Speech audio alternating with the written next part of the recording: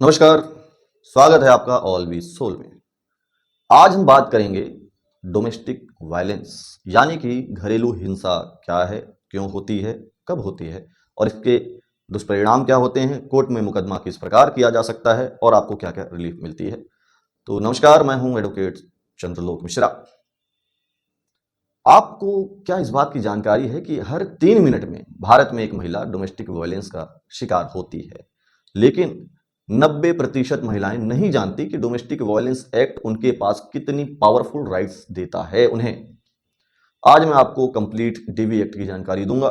सिर्फ मारपीट ही वायलेंस नहीं होता है, और भी बहुत सारे प्रकार हैं वायलेंस के। घर बैठे केस प्रोटेक्शन ऑर्डर मिल सकता है आपको अगर आप चाहें। मेंटेनेंस कैसे मिलता है इन केसेस में और कितना मिलता है। इन लॉस पर भी केस कैसे हो सकता है, मतलब आपके जो रिश्तेदार, जो पति के रिश्तेदार है, माता पिता, उनके भाई और उनकी बहन।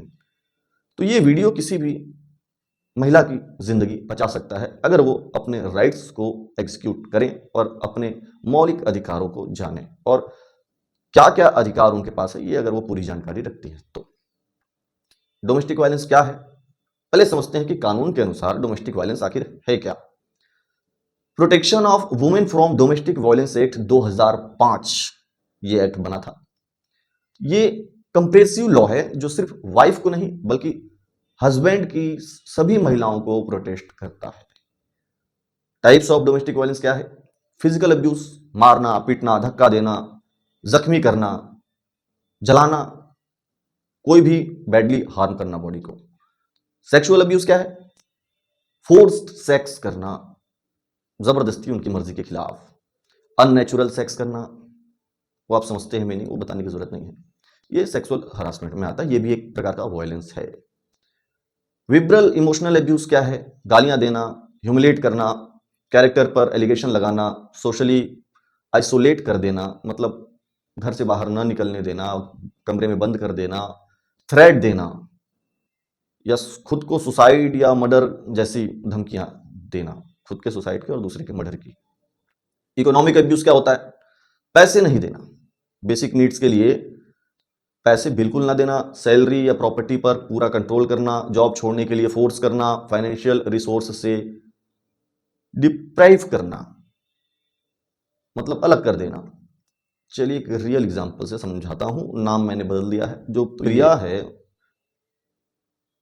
उनको जो है हस्बैंड रोज खाना नहीं देते थे और कहता था कि तेरे बाप का पैसा खर्च कर रही है।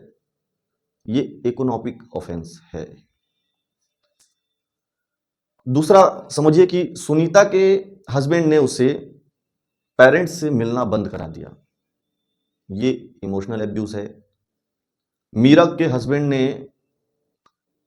मीरा का हस्बैंड उसे फोर्स करता था कि अनप्रोटेक्टेड सेक्स करना है, ये सेक्सुअल एब्यूज हो गया। और अननेचुरल भी बोलते थे तो वो भी।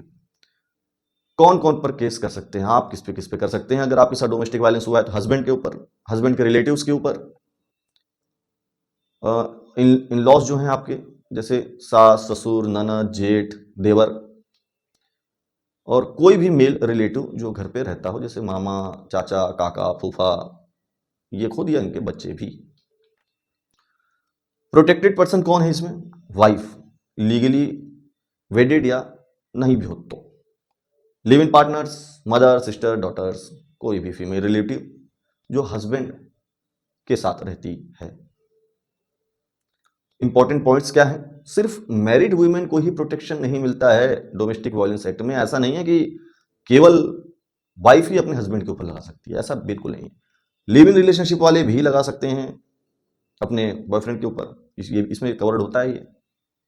चलिए अब जानते हैं कि डीवी एक्ट के तहत क्या क्या रेमेडीज उपलब्ध हैं, क्या क्या रिलीफ मिल सकती है आपको। प्रोटेक्शन ऑर्डर जो सबसे ज्यादा इंपॉर्टेंट है, कब मिलता है, क्या है ये? रिस्पोंडेंट एक्यूज जो है उसमें, जो आमतौर पर हस्बैंड ही होता है, प्रोहिबिट करता है जो वायलेंस से, ये कोर्ट ऑर्डर दे देती है कि अब इस बार से अगर ऐसा कुछ करेंगे आप तो सीधे जेल जाएंगे। तो ये आपको या आपके बच्चे को हार्म नहीं कर सकता, वर्क प्लेस या कहीं भी डिस्टर्ब नहीं कर सकता वहां जाके, कम्युनिकेशन में रिस्ट्रिक्शन हो सकती है। ये इस प्रकार के कोर्ट ऑर्डर देती है कि अब इन चीजों को अब नहीं करेंगे जब तक केस पूरा डिसाइड नहीं होता है। के कॉन्सिक्वेंस क्या क्या है? 1 साल की जेल होती है, या 20,000 रुपए तक जुर्माना हो सकता है, या दोनों भी हो सकता है। नॉन बेलेबल वारंट भी इशू हो सकता है इसमें। रेसिडेंट ऑर्डर क्या होता है इसमें? इसमें महिला को जिस घर में पति रहता है उसी घर में सेपरेटली रहने का ऑर्डर दिया जा सकता है, ठीक है। और हस्बैंड को कोर्ट चाहे तो उसी घर से निकालने का भी ऑर्डर दे सकती है कि आप इनको रहने दीजिए, आप अपनी व्यवस्था जमाइए। ऐसे केसेस में हमने देखा है, ठीक है। चाहे प्रॉपर्टी हस्बैंड के नाम हो या वो जॉइंटली अपने माता पिता के साथ रहता हो, वो आपको रहने का एक सेपरेट प्लेस देने का ऑर्डर कोर्ट कर सकती है। इंपॉर्टेंट क्या है, यहां तक कि अगर घर पर इन लॉस के नाम पे भी, अगर मान लीजिए किसी रिश्तेदार के नाम पे घर है और जहां पति रहता है, तो भी वो आपको रहने के लिए जगह वहां दिलवा सकते हैं, ठीक है। और मोनेटरी रिलीफ क्या है इसमें? मॉनेटरी रिलीफ यानी आर्थिक सहायता क्या क्या मिल सकती है? मंथली मेंटेनेंस मिल सकता है खुद के लिए और बच्चों के लिए भी, ये भी है डीवी एक्ट के अंदर। मेडिकल एक्सपेंसेस मिलते हैं, लॉस ऑफ अर्निंग्स कंपनसेशन मिलता है अगर उनके वजह से आपकी जॉब गई है या किसी भी प्रकार की आर्थिक क्षति पहुंची है, तो प्रॉपर्टी डैमेज की भरपाई करने का भी आदेश होता है। अमाउंट कैसे डिसाइड होता है? देखिए, आपकी नीड के अकॉर्डिंग होता है, हस्बैंड की इनकम के अकॉर्डिंग होता है, स्टैंडर्ड ऑफ लिविंग जो आप मेंटेन करते हैं उसके अकॉर्डिंग भी मेंटेनेंस डिसाइड होता है। देखिए, बच्चे की एजुकेशन, मेडिकल नीड्स, इसके अकॉर्डिंग भी मेंटेनेंस डिसाइड होता है। रियल एग्जांपल से समझिए, सारे नाम जो हैं वो कथित हैं, तो आप किसी के साथ जोड़िए मत इनको। कविता को मंथली 15,000 रुपए मेंटेनेंस मिला, किस हिसाब से? 8,000 रुपए खुद के लिए, 4,000 रुपए बेटे के लिए, 3,000 रुपए बेटी के लिए। कस्टडी ऑर्डर, ये क्या होता है? टेम्परेरी कस्टडी, डीवी प्रोसीडिंग के दौरान बच्चे आपके साथ रह सकते हैं, टेम्परेरी ऑर्डर आप कोर्ट से ये ले सकते हैं। विजिटिंग राइट्स भी रेगुलेट की जा सकती है इसमें, कि आप जब चाहे तब अपने हस्बैंड के घर अपने बच्चों के पास विजिट कर सकती हैं। अगर आप कोर्ट से ये ऑर्डर ले आती हैं तो भी आपको ऑर्डर दिया जा सकता है। कंपनसेटिव ऑर्डर्स क्या होते हैं, किन चीज़ों के लिए होते हैं, ये भी जान लीजिए। मेंटल एगोनी के लिए होता है कि अगर मेंटली हरास किया गया आपको, फिजिकली इंजरीज के लिए भी होता है, प्रॉपर्टी डैमेज के लिए होता है, इनकम लॉस के लिए होता है। ये कंपनसेशन आपको दिया जाता है अगर ये सब चीज़ें आपके हस्बैंड के द्वारा आपका लॉस हुआ है तो। एडिशनल बेनिफिट्स क्या क्या हैं ये भी जान लीजिए।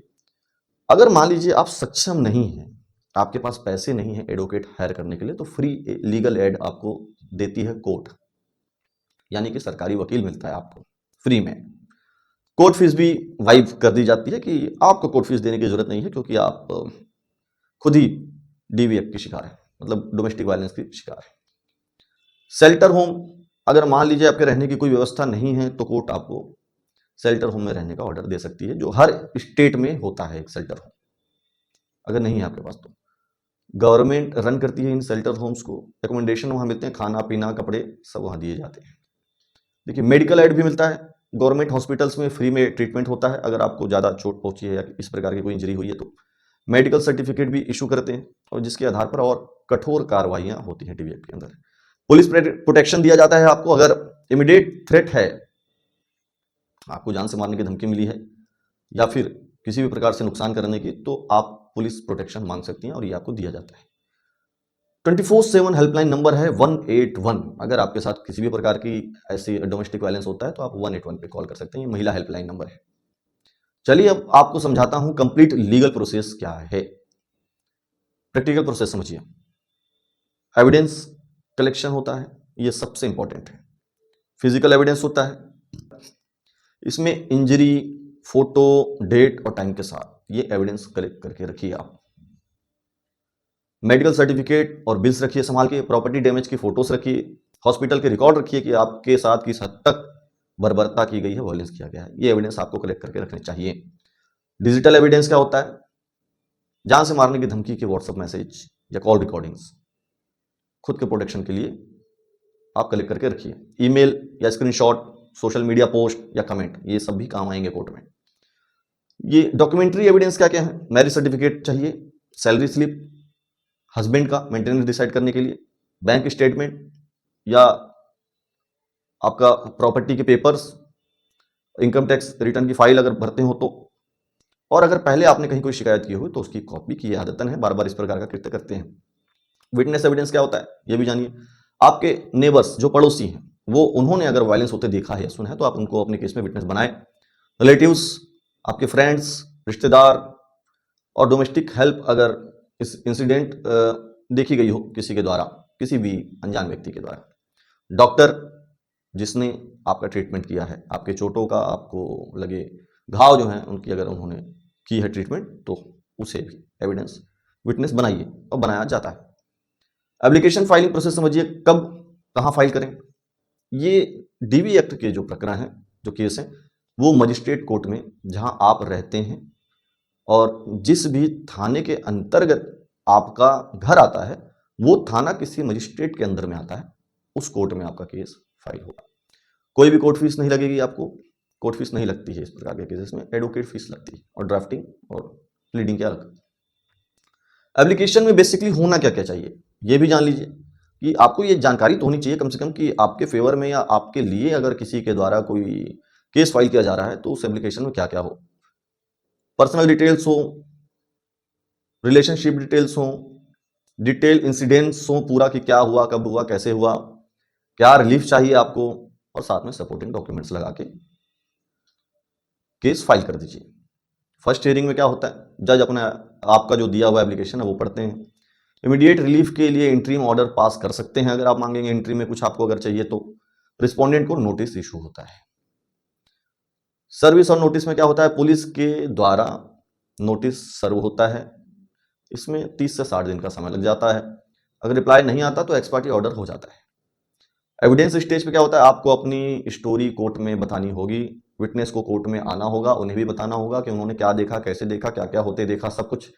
और फिर आपके अपोजिट पार्टी के उनके एडवोकेट विटनेस को क्रॉस एग्जामिन करेंगे। फाइनल आर्गुमेंट होता है। उसके बाद एडवोकेट फाइनल आर्गुमेंट करते हैं, पूरे एविडेंस को समराइज करते हैं और कोर्ट को कन्विंस करने की कोशिश करते हैं। फाइनल ऑर्डर आता है इसके बाद। अब जो ऑर्डर आता है उस ऑर्डर का इम्प्लीकेशन होता है, जैसे प्रोटेक्शन ऑर्डर, ये पुलिस को कॉपी भेजकर उनसे जो ऑर्डर हुआ है वो पालन करवाने के लिए कहा जाता है। वायोलेशन पर इमीडिएट जो है एक्शन होता है। अब मोनेस्ट्री रिलीफ क्या क्या होता है कि मंथली पेमेंट का ऑर्डर अगर हुआ है तो नॉन पेमेंट पर उन्हें अटैच करने का या अरेस्ट करने का ऑर्डर कोर्ट दे सकती है। इसके बाद जानते हैं कि कॉमन चैलेंजेस और सॉल्यूशंस क्या क्या हैं। अब बात करते हैं प्रैक्टिकल प्रॉब्लम की। सबसे पहला ये कि फैमिली प्रेशर, कॉमन स्टेटमेंट्स, घर की बात घर में रहने दो, बाहर मत ले जाओ, समझौता कर लो, बच्चों का क्या होगा, सोसाइटी में लोग क्या कहेंगे, इस प्रकार के आपको फैमिली के द्वारा दबाव बनाया जाता है कि आप कोई कार्रवाई ना करें और जिंदगी भर अपने साथ हो रहे वायलेंस को सहते रहें। देखिए, अपनी सेफ्टी को प्रायोरिटी देनी चाहिए, क्योंकि धीरे धीरे व्यक्ति का मनोबल बढ़ने लगता है और वो जान तक का खतरा बन जाता है। बच्चों का फ्यूचर भी वायलेंस को देखकर बहुत खराब होता है, तो ऐसे फ्यूचर की क्यों है। लीगल प्रोटेक्शन टेम्परेरी नहीं होता है, परमानेंट सोल्यूशन होता है। ठीक है, क्योंकि कोर्ट के ऑर्डर का अगर वायलेंस हुआ तो वो व्यक्ति सीधे जेल जाएगा। फाइनेंशियल डिपेंडेंसी जो है वो भी एक कॉमन डर है लोगों में कि मैं फाइनेंशियल इंडिपेंडेंट नहीं हूँ, सक्षम नहीं हूँ। इसका सोल्यूशन क्या है कि मेंटेनेंस ऑर्डर से मंथली इनकम सिक्योर हो जाएगी, आपको मेंटेनेंस का ऑर्डर आपके फेवर में होगा। स्किल डेवलपमेंट प्रोग्राम ज्वाइन कर लें आप, सरकारी चलाए जाते हैं, जिससे आप कुछ सीख पाएंगे, खुद का कुछ रोजगार कर पाएंगे। गवर्नमेंट स्कीम चेक करें, वुमेन एम्पावरमेंट की जानकारी कलेक्ट करें और खुद गवर्नमेंट स्कीम चेक करें और वुमेन एम्पावरमेंट की भी जानकारी लें। एविडेंस की डिफिकल्टी क्या क्या होती है ये भी जान लेते हैं, प्रॉब्लम्स क्या होती हैं। कि घर में होता है ये, कोई विटनेस नहीं होता देखने वाला, क्योंकि बंद कमरे में होता है। सोल्यूशन क्या है इसका, मोबाइल रिकॉर्डिंग करें आपके साथ हुई सारी घटना को, एविडेंस इकट्ठा करें, इंजरी की फोटो लें तुरंत, फ्रेंड और फैमिली को तुरंत इंसिडेंट्स के बारे में बताएं, कॉल पर या वीडियो कॉल करके। फिजिकल सपोर्ट और विटनेस के लिए उन्हें सूचना देना जरूरी है। मेडिकल ट्रीटमेंट जरूर कराएं और उसका बिल भी लें और मेडिकल रिपोर्ट भी लें। पुलिस कोऑपरेशंस क्या क्या है ये भी जान लीजिए। अगर पुलिस हेल्प नहीं कर रही तो वुमेन हेल्पलाइन 181 पे कॉल करें, मजिस्ट्रेट को डायरेक्टली एप्लीकेशन दें, लीगल एड की लॉयर की हेल्प ले लें आप, वुमेन कमीशन में कंप्लेंट कर सकते हैं आप महिला आयोग में। देखिए, चैलेंजेस और काउंटर केसेस क्या क्या होते हैं। हस्बैंड काउंटर केस करे तो क्या करें। डीवी केस स्ट्रांग रहते हैं, एविडेंस बेस्ड रहते हैं, फॉल्स केसेस में अल्टीमेटली ट्रुथ ही जीतता है, सच्चाई की विजय होती है।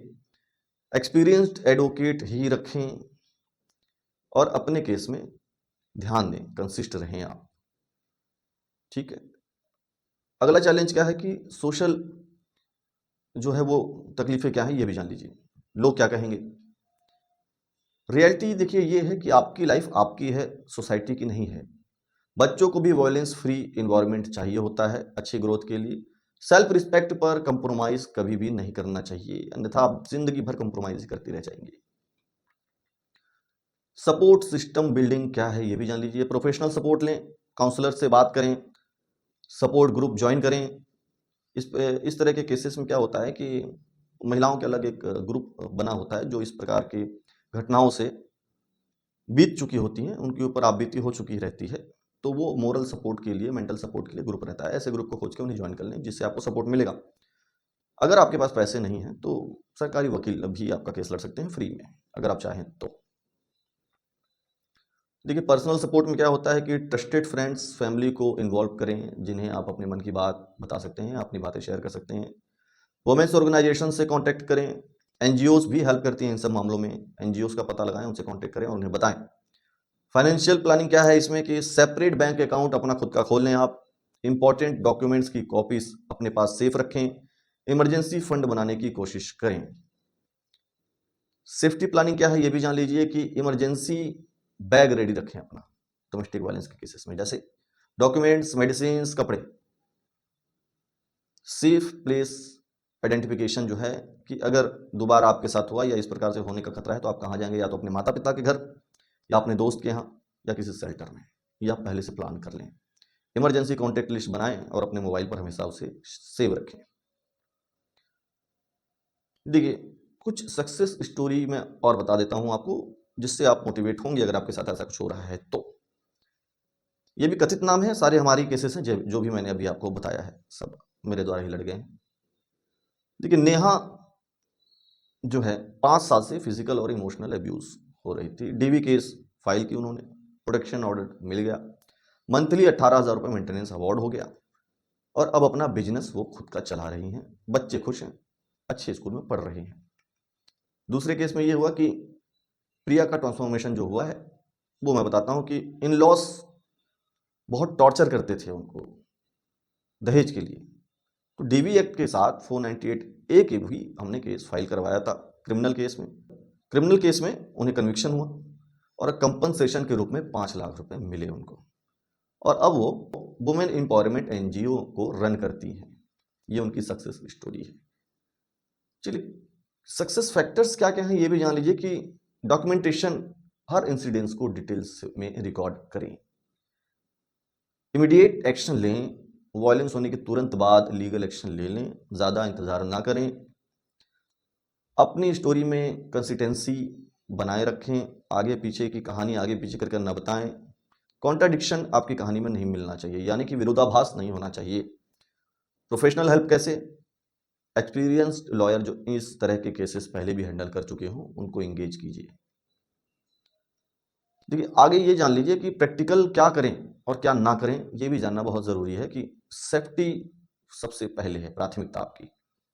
अगर इमीडिएट डेंजर है तो पहले सेफ प्लेस पर जाएं, एविडेंस को सेव कर लें, सपोर्ट सिस्टम बिल्ड कर लें, सेल्फ केयर करना ना भूलें, डिप्रेशन में ना जाएं, और लीगल प्रोसेस में पार्टिसिपेट करें और संयम रखें, पेशेंस रखें। समय लगता है कोर्ट की कार्रवाइयों में, एकाएक नहीं होती कार्रवाई। क्या ना करें, प्रोवोक ना करें, ठीक है, अपनी सेफ्टी से कंप्रोमाइज ना करें, फॉल्स एलिगेशन ना लगाएं, झूठी कहानियां ना बनाएं। बैकफायर आप ही के ऊपर होगी अगर आपका झूठ सामने आया तो। सोशल मीडिया पर डर्टी कमेंट्स ना करें, उल्टा सीधा ना दें, थ्रेट ना करें, गाली गलौज ना करें, और अकेले ही सब कुछ आप कर लेंगे ऐसा करने की कोशिश भी ना करें, क्योंकि एक सिस्टम बहुत सारे लोगों के साथ मिलकर चलता है। होप ना रखें कि वो बदल जाएगा या फिर वॉयलेंस करना छोड़ देगा या फिर आप किसी को सुधार सकते हैं, नहीं, आप कोशिश कर सकते हैं। चलिए इमरजेंसी नंबर भी जान लीजिए कि वुमेन हेल्पलाइन है 181, पुलिस का नंबर है 100, लीगल एड का नंबर है 15100, और नेशनल कमीशन फॉर वुमेन का नंबर है 7827170170, ये सेव रख लीजिए। ओनली रिसोर्स क्या है, अगर आपको और जानना है तो आप ये करें कि www.ncw.nic.in पे अधिक जानकारी ले लें। वुमेन हेल्पलाइन ऐप डाउनलोड कर लें। लोकल एनजीओज के कॉन्टेक्ट नंबर जो है वो और डिटेल्स जो है वो सेव कर लें, उनसे बात करें। तो दोस्तों, डोमेस्टिक वायलेंस सिर्फ पर्सनल प्रॉब्लम नहीं है, ये एक अपराध है, क्राइम है।